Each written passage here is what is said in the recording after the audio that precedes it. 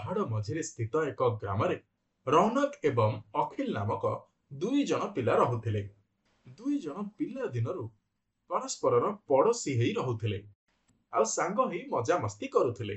ଆରେ ଭାଇ, ଆଜି ବିଲୁ ଗ୍ୟାଙ୍ଗ ତରଫରୁ କବାଡିର ମୁକାବିଲା ଅଛି। ପ୍ରସ୍ତୁତ ହେଇ ରହିବୁ, ଆମକୁ ଜିତିକି ଆସିବାର ଅଛି। ହଁ ଭାଇ, ମୁଁ ପୁରାପୁରି ପ୍ରସ୍ତୁତ ଅଛି କବାଡି ମ୍ୟାଚ୍ ପାଇଁ।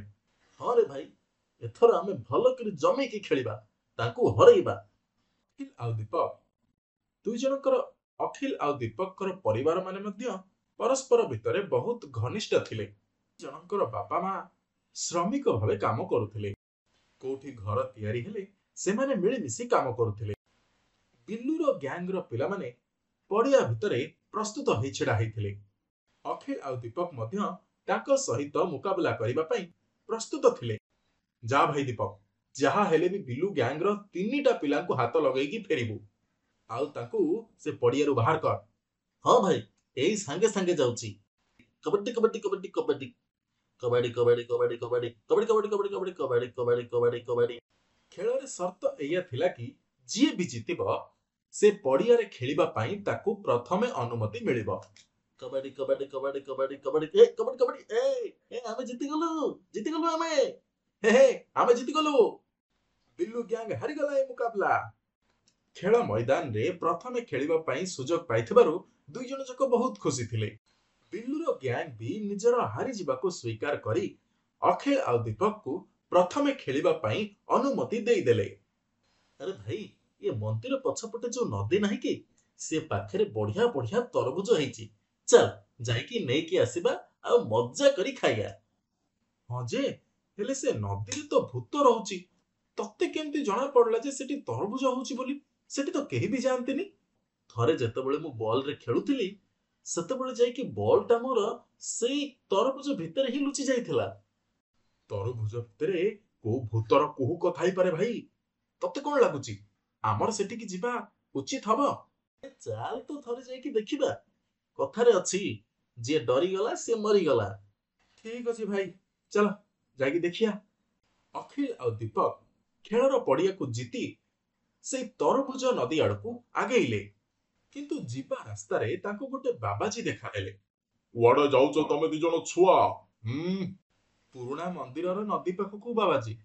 ତମ ଦି ଜଣକୁ ଜଣା ଅଛି ନା ଛୁଆ, ସେ ମନ୍ଦିର ଆଉ ସେ ନଦୀ ବିଷୟରେ? ବାବାଜୀ, ଆମେ ତରଭୁଜ ଖାଇବାକୁ ଯାଉଥିଲୁ। ଯଦି ଆପଣଙ୍କୁ ବି ଦରକାର କହୁନାହାନ୍ତି, ଆପଣଙ୍କ ପାଇଁ ନେଇ ଆସିବୁ। ନାଇଁ ଛୁଆମାନେ, ତମେ ଯାଅ ଆଉ ତମେ ଖାଅ। ଯଦି ତମକୁ ଡର ଲାଗେ ତେବେ ଗାୟତ୍ରୀ ମନ୍ତ୍ର ପଢିଦବ ହେଲା, ଡର ଛାଡିଯିବ ତମର। ଆଚ୍ଛା ଠିକ ଅଛି ବାବାଜୀ, ଏବେ ଆମକୁ ଅନୁମତି ଦିଅନ୍ତୁ। ସନ୍ଧ୍ୟା ହେବାକୁ ବସୁଥିଲା। ଅଖିଲ ଆଉ ଦୀପକ ପୁରୁଣା ମନ୍ଦିର ପାଖରେ ପହଞ୍ଚି ଯାଇଥିଲେ। ସେ ନଦୀ ପାଖରେ ଥିବା ତରଭୁଜକୁ ତୋଳିବା ପାଇଁ ପ୍ରୟାସ କରୁଥିଲେ। ଲୋକମାନଙ୍କ ମଧ୍ୟରେ ଏ କଥା ଖେଳିଥିଲା ଅବଶ୍ୟ ଯେ ସେ ମନ୍ଦିର ଆଖପାଖକୁ ଯିବା ଉଚିତ ନୁହଁ ବୋଲି। କିନ୍ତୁ ଲୋକଙ୍କ କଥାକୁ ଅଣଶୁଣା କରି ଦୀପକ ଆଉ ଅଖିଲ ସେ ତରଭୁଜକୁ ନବା ପାଇଁ ଅଗ୍ରସର ହେଲେ। ଆରେ ସେଇଠି ଦେଖେ, କେତେ ତରଭୁଜ ହେଇଛି, ଯାଇକି ଆଣିବା। ଆରେ ହଁ, ସତରେ ତ ବହୁତ ସ୍ୱାଦିଷ୍ଟ ବି ଦେଖାଯାଉଛି ରେ। ଦେଖିକି ଧୀରେ ଧୀରେ ତୋଳିବୁ, ପଡିଯିବୁନି ହେଲା। ଠିକ ଅଛି ଭାଇ, ମୁଁ ଧ୍ୟାନ ରଖିବି। ମୁଁ ଏବେ ଯାଉଛି ତରଭୁଜ ତୋଳିବା ପାଇଁ।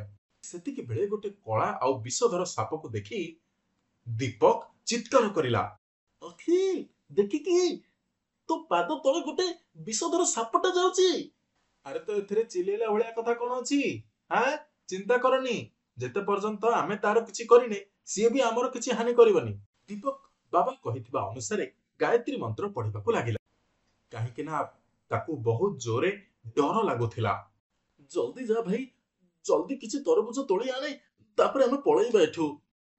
ଏଇ ଦେଖ, ତୋଳି ନେଲି, ଚାଲ ପଡ଼ିଆ ଆଡକୁ ଯିବା, ଚାଲ ସେଇଠି ବସିକି ଖାଇବା। ହଁ ଭାଇ, ଚାଲ ଜଲ୍ଦି। ପଡ଼ିଆ ମଝିରେ ହିଁ ବସି ଦୀପକ ଆଉ ଅଖିଲ ସେ ତରଭୁଜକୁ ଖାଇବା ପାଇଁ ଭାଙ୍ଗୁଥିଲେ କି ସେତେବେଳେ ଦୀପକ କିଛି ଧ୍ୟାନ ଦେଇ ଦେଖିଲା। ଆରେ ଦେଖିଲୁ ସାଙ୍ଗ, ଏ ତରଭୁଜର ମଞ୍ଜି ସବୁ କଣ ସୁନା ଭଳି ଦେଖାଯାଉଛି? ଏଇଟା ସେ ଭୂତ ବାଲା ନଦୀର କିଛି କୁହୁକ ନୁହେଁ ତ? ମତେ ତ କିଛି ଅଲଗା ଅଲଗା ଲାଗୁଛି ଏ ମଞ୍ଜି ସବୁକୁ ଦେଖି। ଆରେ ଭାଇ, ତୁ ଚକୁଳି ଖାଇବା ଲୋକ, ବିନ୍ଧ କାହିଁ ଗଣୁଛୁ? ତୁ ତୋର ତରଭୁଜ ଖାଉନୁ, ମଞ୍ଜି ସବୁକୁ ଅଲଗା କରିଦେ। ଦୀପକ ଆଉ ଅଖିଲ ତରଭୁଜକୁ ଖାଇ ତାର ସବୁ ମଞ୍ଜି ଗୁଡାକୁ ପଡିଆ ପାଖରେ ପକେଇଦେଲେ।